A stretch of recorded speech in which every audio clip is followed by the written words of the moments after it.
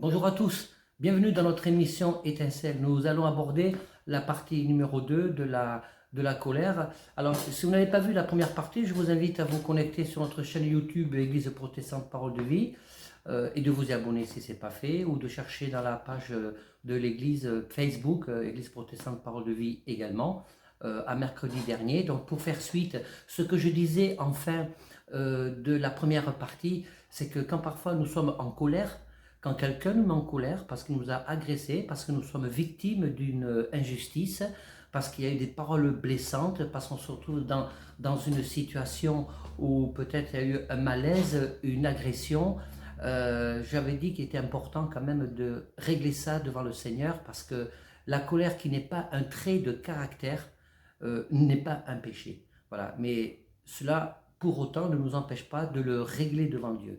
Et il y a une réalité humaine, mes amis, que je voudrais vous partager, c'est que lorsque nous sommes blessés, eh bien, cette colère qui est là, qui est le fruit d'une injustice et qui n'est pas injuste, parce que Dieu, dans la Bible, a eu toutes les colères que Dieu a eues dans la Bible, c'était à cause de l'injustice, à cause de l'injustice des hommes.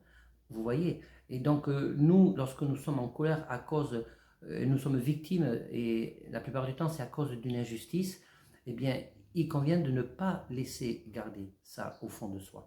Il y a, il y a une réaction, et je pense que vous vous reconnaîtrez tous, parce que nous sommes tous comme ça, eh bien, quelque part au fond de nous, quand quelqu'un nous fait souffrir, eh bien, on veut qu'il souffre aussi. Il m'a fait souffrir, pourquoi est-ce que je ne voudrais pas que lui souffre? Et c'est avec ce type de raisonnement que nous finissons par nous enfermer dans une espèce de spirale infernale dans lequel, eh bien, à coup sûr, vous serez sûr de vivre selon la chair et plus selon l'esprit, d'avoir des réactions, des pensées, des sentiments, des réactions selon la chair. Et le Seigneur, vous savez, quand il nous demande de faire des choses, quand il nous donne des injonctions, de pardonner par exemple, eh bien c'est parce qu'il a les moyens de ces demandes.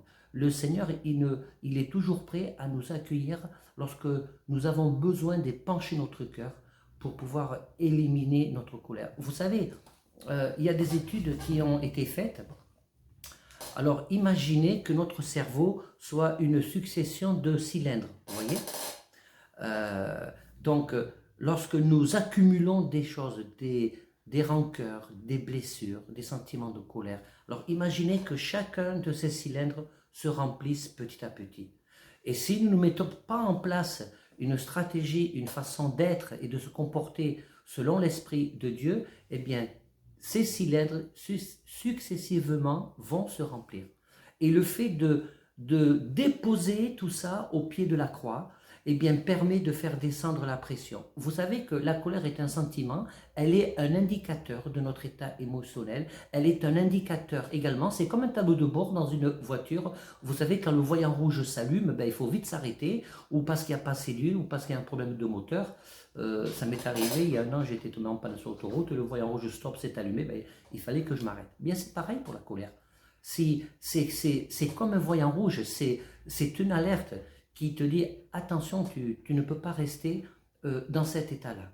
Et lorsqu'il y a des choses qui sont accumulées depuis des années, il faut que ça sorte. Il faut que ça sorte. Vous avez le droit d'exprimer votre colère à quelqu'un qui vous avait blessé. Vous avez le droit de dire, eh bien voilà, tu m'as blessé, ça m'a mis en colère. À cause de ça, je me suis mis en colère. Et donc, ce n'est pas juste ce que tu as fait, ce n'est pas juste ce que tu as dit, ça m'a profondément blessé. Alors, je veux pouvoir te pardonner. Il faut que la personne aussi puisse reconnaître ses torts. Et si elle ne reconnaît pas ses torts, eh bien, le fait d'avoir fait cette démarche, eh bien, te met dans une position devant Dieu où tu vas pouvoir toi-même, en faisant ça, tu t'es donné les moyens de t'approcher du Seigneur et de dire, Seigneur, je te remets cette personne. Ça, c'est spirituel. Ça, c'est fonctionner selon l'Esprit de Dieu. Je te remets cette personne, je te remets tous mes sentiments, parce que je sais que tu ne veux pas que je les garde au fond de moi. Et vous savez, en faisant ça, les images des cylindres que je vous ai données, les cylindres successifs, eh bien ça retombe. Si on ne fait pas ça, à un moment donné, il y aura un trop-plein, et puis ça finit par exploser. Notre cerveau n'est pas fait pour garder tout ça. Dieu a fait les choses bien.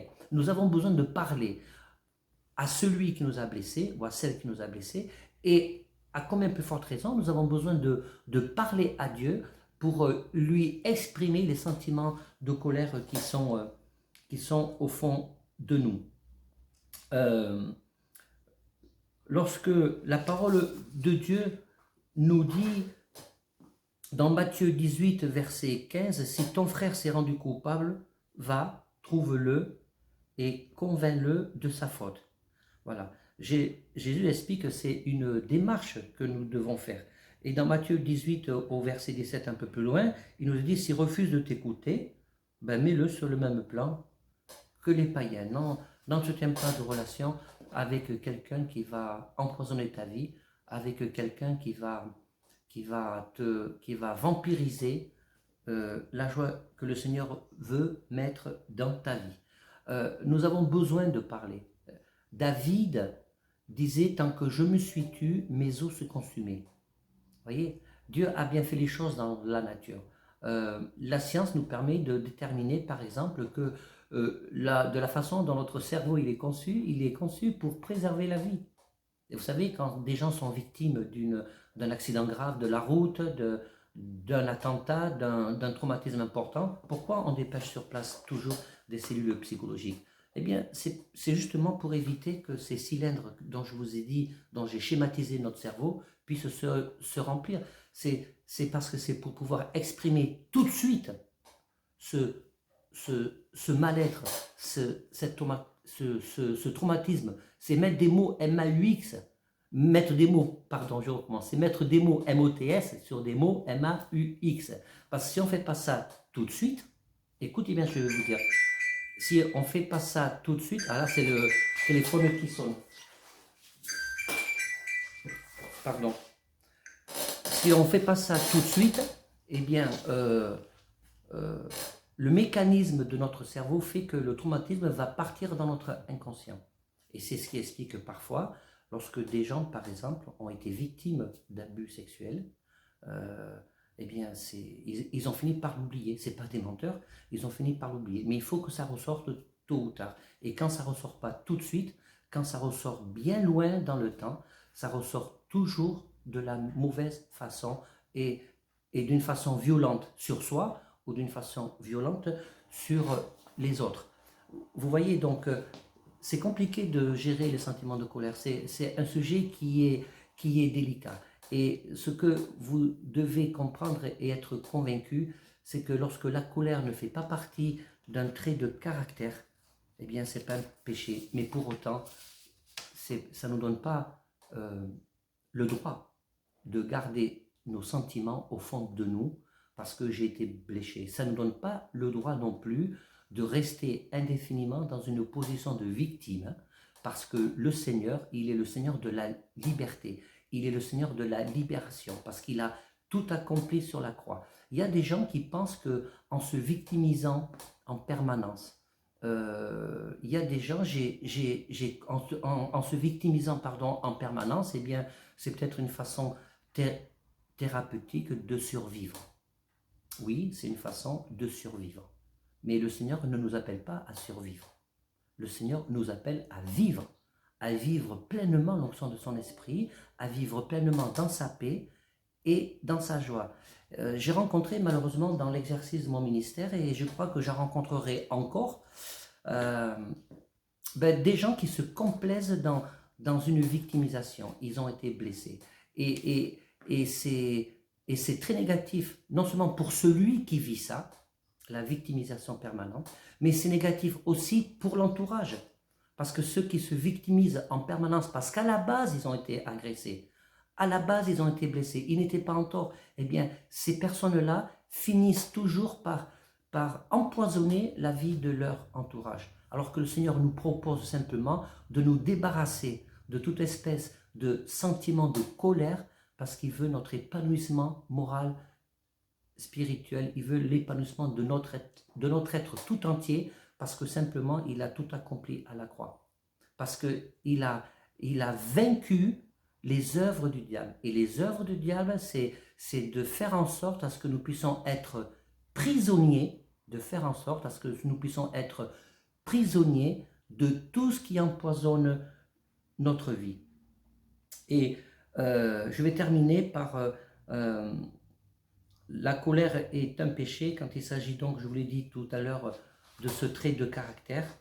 Caïn s'est laissé envahir par la colère, ce qui a engendré la jalousie, l'animosité, la haine.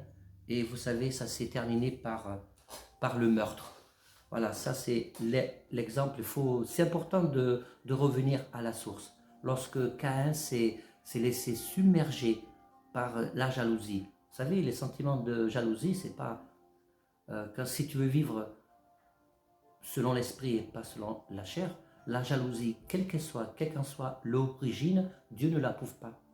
La jalousie, lorsqu'elle est ancrée, lorsqu'elle commence à prendre racine, eh bien, elle peut se transformer assez rapidement en animosité, cette animosité en haine, et le cas le plus extrême, cette haine peut se transformer en acte violent et en paroles violentes. Voilà. Et c'est exactement ce qui s'est passé avec Caïn. Voilà. Donc, ne laisse pas des sentiments de jalousie, d'animosité, gangréner, bouffer ta vie. Remets tout ça au pied de la croix. En tant que chrétien, la croix n'est pas réservée uniquement à ceux qui ont besoin de vivre cette conversion profonde, cette rencontre personnelle avec le Seigneur. Le pouvoir de la croix, c'est une oasis extraordinaire pour chacun d'entre nous qui vivons avec le Seigneur, pour qu'on puisse continuer à cheminer avec le Seigneur, parce que le diable cherche à nous grignoter, à nous manger, à nous violenter, parce qu'il est comme un lion, il est un loup qui cherche constamment les points faibles de nos vies, qui cherche à s'insérer insidieusement dans toutes